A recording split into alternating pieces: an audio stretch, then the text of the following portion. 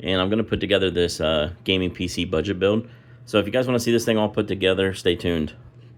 So this is the board I'm going to be using in this PC, also powered by this Intel Core i5 12th gen, and just a cheap Thermalright cooler. In order to make this budget, I've got to use a lot of parts that I've accumulated to try to keep the cost of this thing down so that when I sell it, there's margin in it. I bought this board on an online auction. It appears to be sealed. It does not look like this tape has been opened. That's a really good sign. You can see once you pull on it, all that comes off. So here's our board. Now, normally this would not be a board you would use in a budget build. Typically, you would go with something a little more basic. But since we got this in an online auction, this was below $100, which is a really good price for this board. This is an older socket than what's currently used, but not that much older. I mean, this will run up to a 14th gen Intel chip, so we are going with a 12th gen, but honestly, there's not that much difference between them. So this thing will still be pretty powerful, probably more powerful than most budget PCs. So you always just want to check for damage, and honestly, this one looks pretty perfect, so there's a really good chance this is just a brand new board. So here's our chip, and you can see there's a cover on it. I'm going to take that cover off just so you guys can see better. But here's our chip. You can see there's a arrow in the corner. There's an arrow right here. Also under this cover, you'll see an arrow as well. Let me take that cover off real quick. Okay, so now that the cover's off, you can see there's an arrow there. What you want to do is open right here. You'll push this and open it. And I just want you to see before I put it in here how much pressure. I mean, that's a lot of pressure. I'm pushing very hard. So when you go to put these in, it takes a lot of pressure. It's going to feel like you're breaking it, but you're not as long as you have it in there right. Now on these ones, what you want to do is make sure that arrow's where it's supposed to be. So it goes in that corner. And then if you look at those notches, and then there's notches on the chip. Now this is for Intel. So specifically this chipset, which is an LGA 1700, you just want to make sure that's flat in there, those notches, and just give it a little wiggle. Make sure that they're flush in there. And then you're going to close this. Make sure this piece is pushing down on it. And then you're just going to push, and it's going to feel like a lot of pressure. But that's normal. But yeah, there's our CPU installed in this board, and next we're going to put on that cooler. All right, we got our bracket on for our cooler. I didn't bother recording that because every bracket or every cooler is a little bit different. And honestly, you should be reading your instructions to make sure you're installing it properly. I can't stress this enough, but always make sure you take this piece of film off the bottom of your cooler because, yeah, you will find out quick if you don't. So these things get very hot, and without having that piece off, you will run into problems. So what we're going to do now is put on our thermal paste. You're going to put it right here. Some people do like an X. I usually just do about a pea size here, about like that, and that usually will do perfectly. So we'll put that down. We're going to take our cooler, we're going to put it on and install that. So I'll do that real quick, and then I'll show you what that looks like. So we got our cooler installed. We're cranking down on these screws nice and evenly. Most things you don't want to over tighten on your motherboard. This one does give you some leeway because of that spring.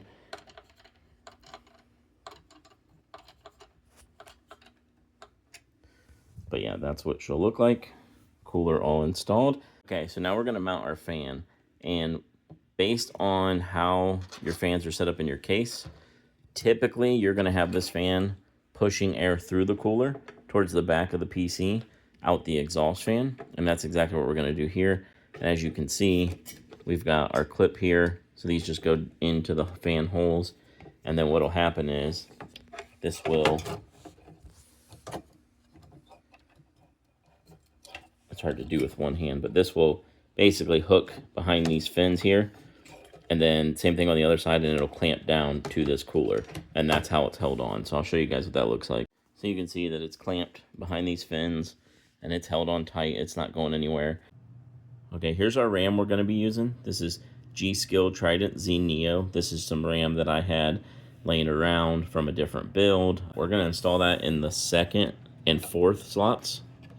And the reasoning for that is most motherboards have 1, 2, or I'm sorry, 1, 2, 1, 2, so dual channel.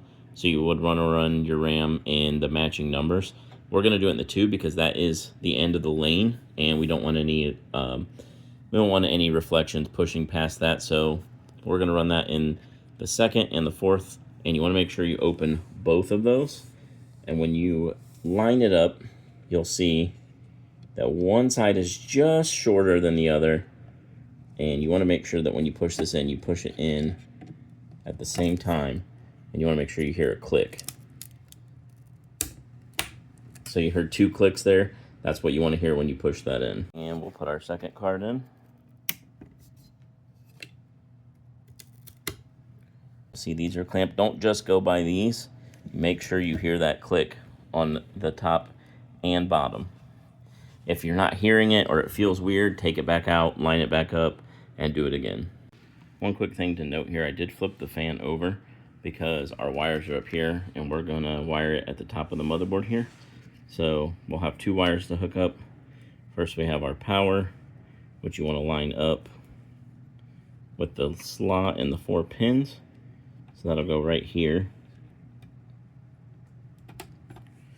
And then this will be your RGB header. And you'll notice on this one, we only have 3 pins. So we want to line that up with the connector that has 3 pins, which is going to be this one.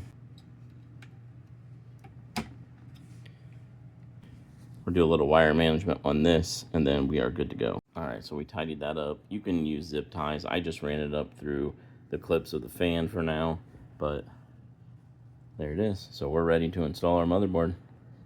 Let's go ahead and get the case out. So this is our new case. This is a Lian Li V100R. Okay, we've got our case laying on its side. And what we're gonna check now is we're gonna line our motherboard up and make sure that our standoffs all line up where they should.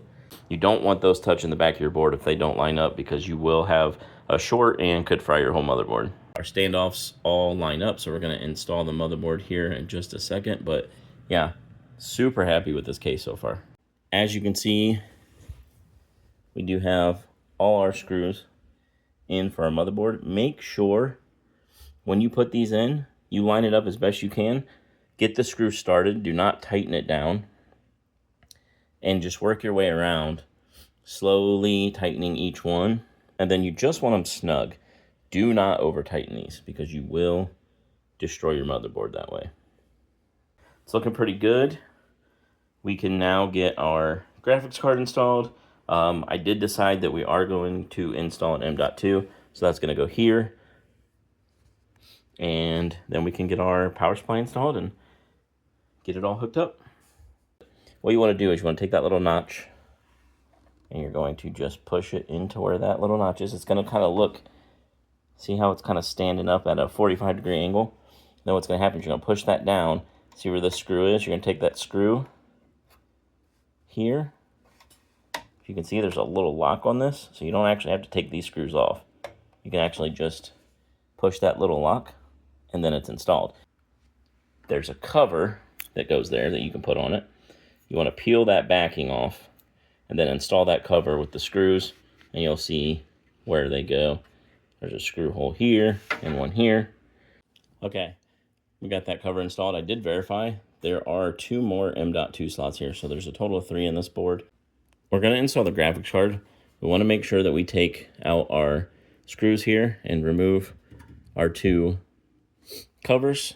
And you always want to make sure your graphics card goes in to this slot. You'll know it's the right one because it looks kind of reinforced.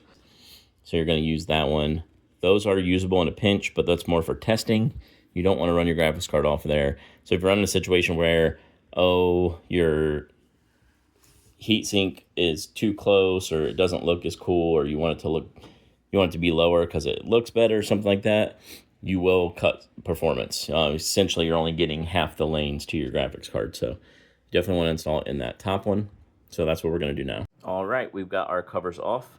We're going to get our graphics card installed. We are installing an EVGA GeForce RTX 3070. EVGA doesn't make graphics cards anymore, but they are some of my favorite cards. And the 3070 is still a powerhouse. And we got this card for a really good deal, so this should make for a pretty powerful budget PC. We're installed. We are going to get it buttoned up here. We can get our stand put on, but yeah, we're good to go. So I installed our bracket for our GPU, and now we're running into our first issue. First of all, these little standoffs come with it. Those will go where your motherboard screws were, and then you'll put your motherboard screws in there. But we are running into an issue because the way these work is, first of all, if you see these holes, that's where this little bracket mounts to and holds it up, right? So you can't go through there because you'll be touching, but there's enough there to thread on without going through, so that's not the major issue here. What our major issue is, it touches this fan. I could possibly take off the padding and do it that way, and then just get it close enough. I also thought maybe I could cut the padding so that it's just touching this back piece here. Okay, so it worked pretty well with just one, but I went ahead and doubled up because it comes with that pad, the full size of that piece.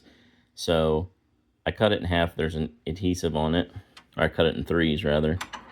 And so now when it pushes up against that edge, we shouldn't get anything on the fan at all. That should hold our card in place. That's plenty just to keep it from sagging, and we're good to go. So problem solved. Okay, we've got it installed. I did use both washers that they provided because they do give you two brackets, but we're only installing one card. So we use both washers just because I wanted to be careful of it going through there. I just didn't want it to damage these covers. Yeah, so that's nice and snug. That's going to stay there for a long time, and we don't have anything to worry about there. So we are good to go. Okay, so now we're in the back of the case here, and your I/O is on the other side, and we've got some wires ran here. So what we're going to have to do is hook these up to the motherboard. Okay, so if we look on the front of our, actually this is technically the side of our PC, we've got some USB, we've got USB-C, an aux jack here, and then of course you got your reset and power.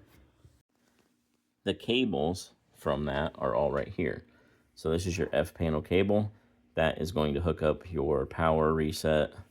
This is going to be your USB-C, other USB, and we're going to plug all those into the motherboard. Okay, so we got our audio hooked up here. You just want to make sure that the one, if you look at the plug, there's one that doesn't have a hole. You line it up with the one that doesn't have a pin.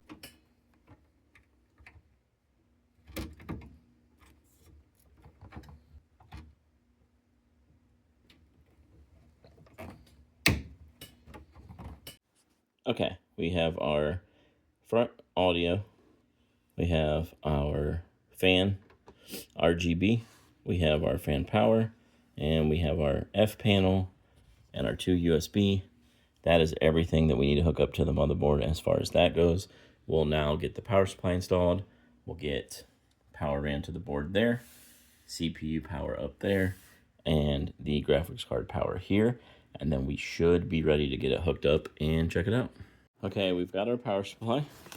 This is an EVGA Supernova 750 G3. Pretty stout power supply. We did get this used at a really good price. I did clean it, but it is looking brand new. I did already test this power supply and it works great. So we're gonna get that out and get it installed. Okay, when we install this, we want this fan facing down towards the grate down here. So we're gonna flip that over. We're just gonna kind of slide it in here. Okay, we've got our power supply down here. I haven't bolted it yet, but it is all in there. We have our wires ran, and I did go ahead and wire manage them now just because we have these Velcro strips. That just makes it easier because if we have to change anything, we can undo it. And then of course I got our CPU wire ran up where the CPU power connector goes. So now we're gonna get that hooked up. So 1 minute and I'll get this thing turned around and show you how to hook this up. Now these two connectors are actually split into a 6 and 2. But if you look, I've already electrical taped them together. So if you do this, that's fine, but you want to make sure that you do it just right. there'll be little tabs where these line up. I'm gonna make sure that those line up properly, and then you're just gonna push them in until it clicks. If you've got the tab up here, you just wanna make sure to go wherever the notch is. If it's on top, then these need to be flipped over. And those are in. And then of course we'll have our 24 pin, which works the same way where your tab is. Just make sure it goes on where that's at. You don't want to force it. Once you feel it kind of slide in there, then you'll just push until it clicks. And then once you have that in and that tab's locked, you're good. And then lastly, you have CPU. Now if you look up here, we do have two different CPU. You'll see CPU power 2, CPU power 1. We're going to use CPU power 1. We're not overclocking or anything. This will be enough. This is rated for like 330 watts, and that's more than enough. Our i5 is probably only going to use a max of like 150. So, and you can snap these in separately. So that first one can go in.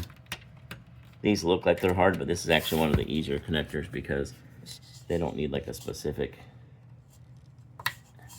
tab to connect to. They'll both just pop in. So you hear them click, you're good. Make sure that's all secure.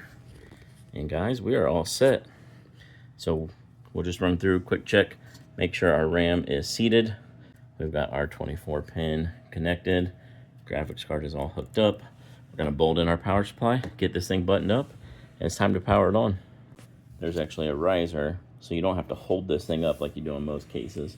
So it's just the little things that really make you appreciate a company when they just go a little bit above and beyond to make it a little bit easier on you.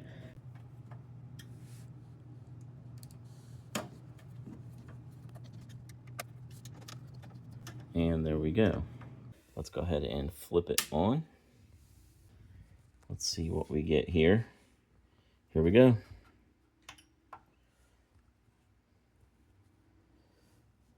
Well, that thing looks pretty sharp. So what we're gonna have on our screen here is gonna say CPU or memory change, please set up. That's normal. What it's doing now is trying to load the memory profile and install the CPU properly. And it's getting devices ready.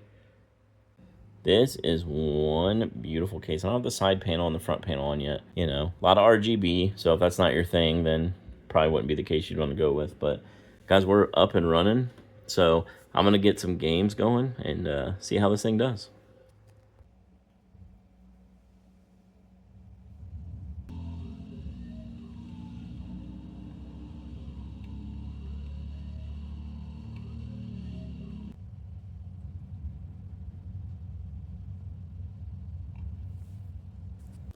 All right, just finished playing Cyberpunk, running at 1440p with ray tracing on low, and a lot smoother than I expected.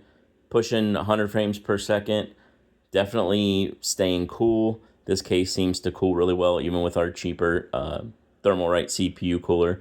So I'm just overall really happy with this build. Let's talk about the overall cost. So picked up the CPU and CPU cooler brand new. Cooler was $26, CPU was $160. Got this EVGA GeForce RTX 3070 for $180 on Marketplace. These fans were included with the case. Already had the RAM laying around. Picked up the motherboard for $90 on an auction site. And of course, powering all of this is an EVGA Supernova 750G3 power supply, which we got for $40 on Marketplace. Lastly, we have the whole case with the fans included for $75. This brings our grand total to about $570, not including the RAM I already had and the 1TB M.2. Now you can still find deals on these. I purchased this 1TB M.2 on Walmart.com for about $90 just a month or two ago, and the RAM is always on sale or even cheaper used on eBay. Even with today's market, you can still find good used prices. So if we factor in the cost of those, we're at about $730, which is still a really great price in today's market. You can let me know what you guys think in the comments. I'm going to try to make more videos like this, talking about flips and things that I find, deals and trades that I do. But thanks for watching this video, guys. It took a really long time to make, so if you could like this video and give me a follow, I'd appreciate it.